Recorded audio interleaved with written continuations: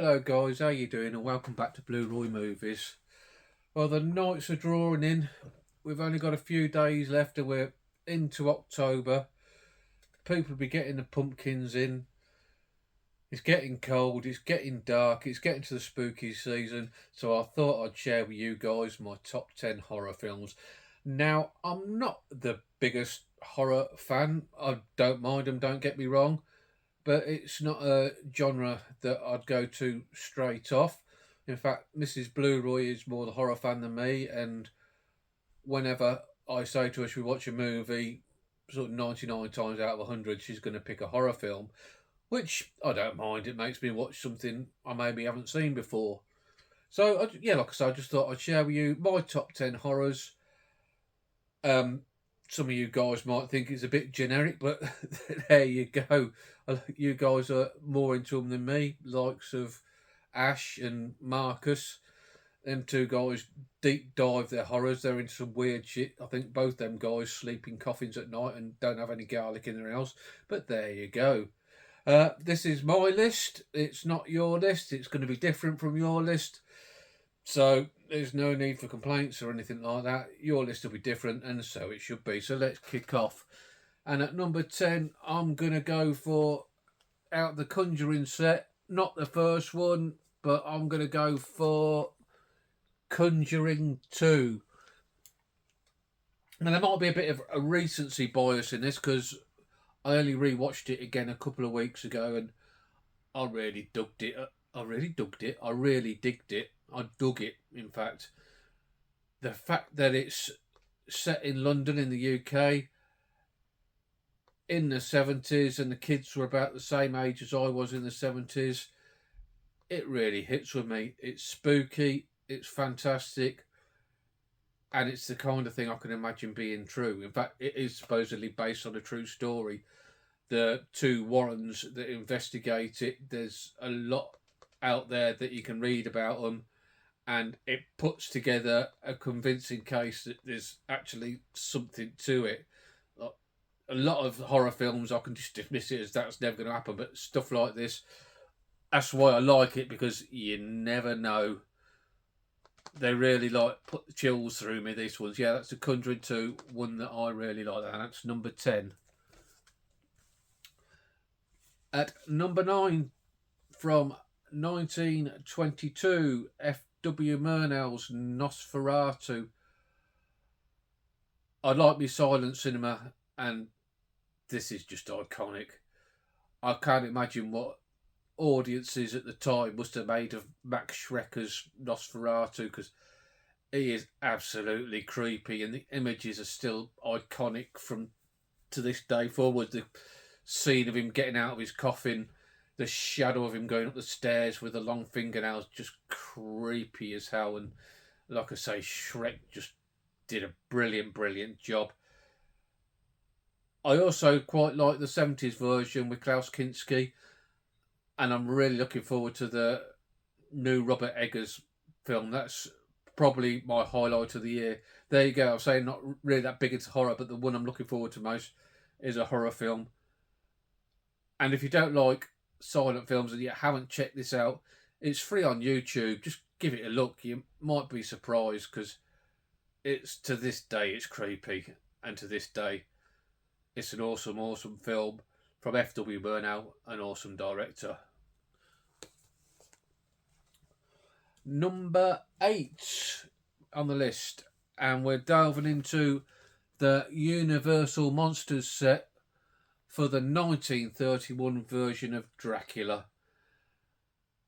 From the moment this film starts up, you get Tchaikovsky's Swan Lake playing and the castle, and it just sets the scene for another really creepy film. You can forget Christopher Lee, Gary Oldman. For me, Dracula is Bela Lugosi, and his iconic entrance, "I am Dracula," for just brilliant stuff. And again, another film that's to this day I still find really creepy. Yeah, I just love this. My favourite version of Dracula. And as I say, Lugosi, for me, is Dracula. I know a lot of you guys are going to say Christopher Lee, but not for me. It's Lugosi all day long. It's 1931 Dracula. Number 7 we have got from 1977, directed by Dario Argento, and that's Suspiria. Another wonderfully creepy film about a dance school with a coven of witches in it. Like I say, it's creepy. The colour scheme in it is fantastic. The score is absolutely wonderful. Argento's masterpiece. I do like Deep Red, Bird with the Crystal Plumage, but for me, this is Argento's best film. Wonderful, wonderful stuff. Creepy and timeless horror film. Brilliant stuff. Number 6 from 1960, from the master director himself, Psycho. Norman Bates, iconic character. The shower scene, iconic scene, and a film that Hitchcock wanted you going not knowing anything about it, and when you finished it, he didn't want you talking about it because he wanted everybody else to have the same thrill when first watching it.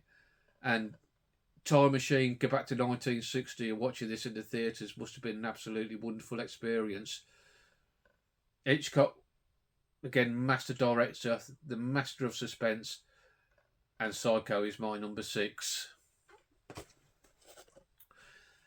At number 5, from 1980, from another master director, we've got Stanley Kubrick's The Shining. The Overlook Hotel, again iconic. Jack Nicholson as Jack Torrance.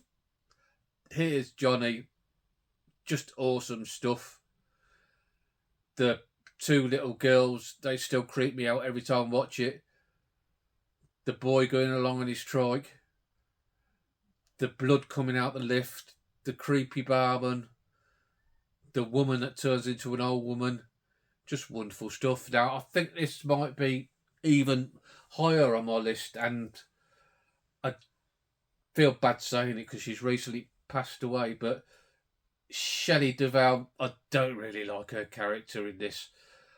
Throughout the history of horror, there's been really strong women characters, and Duvall's character is just a total opposite for me. She's absolutely wet lettuce. That scene where she's sort of feebly waving around the baseball bat, I just think, give up, girl, you got no chance. Yeah, it's The Shining. Kubrick's best film, maybe. Wonderful film. Number 4, from 1976, from another favourite director of mine, Brian De Palma, The Story of Carrie. The Story of Carrie White. A girl from an ultra-religious family, a mother's controlling, the kids bully her, the bucket of pig's blood scene, absolutely horrible what they did to her. But when Carrie gets angry, these kids get their payback. And again, another wonderful film, a film I can stick on at least once a year. And now I was kindly gifted by the 4K, and it looks beautiful in 4K. Just an iconic film. It was always going to make my top 10. Brian De Palma's Carrie. Number 3, we're going into the top 3. This film from 1973, directed by Nicholas Roeg, Donald Sutherland, Julie Christie. Don't Look Now, another atmospheric masterpiece. As much a study of grief as it is a horror, really. Again, iconic scenes. Venice in itself is a character in this film. Absolutely beautifully shot, and a film again that just creeps me out every time I watch it. Donald Sutherland in it, fantastic. Another man we lost not too long ago. Just a master actor, brilliant at his Craft and Julie Christie as well. She was fantastic. The two little old ladies, they creep me out on it in it as well. Just a fantastic film. I know it's not to everybody's cup of tea. Some people don't get on with it, but I love it. And another one I can watch over and over again. Number 2, and it's getting exciting. Again from 1973. What a wonderful year of horror. And that is the William Friedkin, The Exorcist. The film that probably scares me the most. Had the absolute joy and privilege of watching it in the cinema last year and really enjoyed it. I think it's my wife's favourite film. Again, another one we can watch every year. The 4K transfer took a lot of flack, but for me, it's fantastic. The score from Jack Nitzsche, absolutely iconic score, and just lends an air of even more creepiness to the film. Iconic scenes, the girl, the head spinning round, the spider walk down the stairs, vomiting, the terrible dialogue that comes out of her mouth.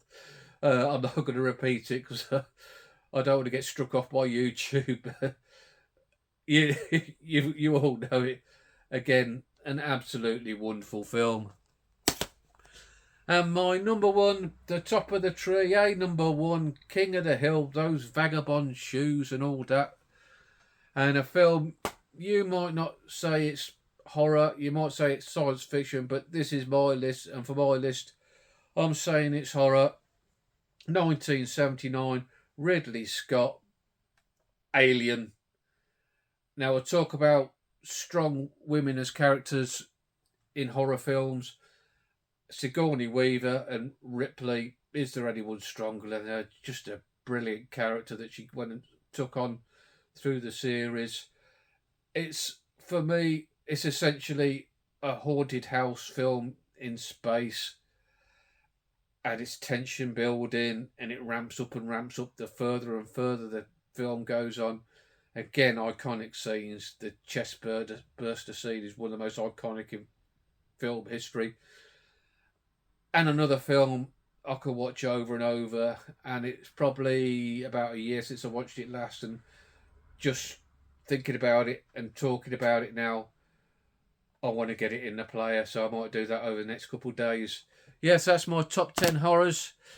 Again, pretty generic list. I'm sure you horror hounds are thinking, but it's my list, and that's the way it goes. So I hope you enjoyed that. Give me a thumbs up if you like what I've done here today. Maybe think about subscribing if you want to hear more of this twaddle. You'll be good. Have a good weekend, and I'll catch you all on the flip side. Ta-ra.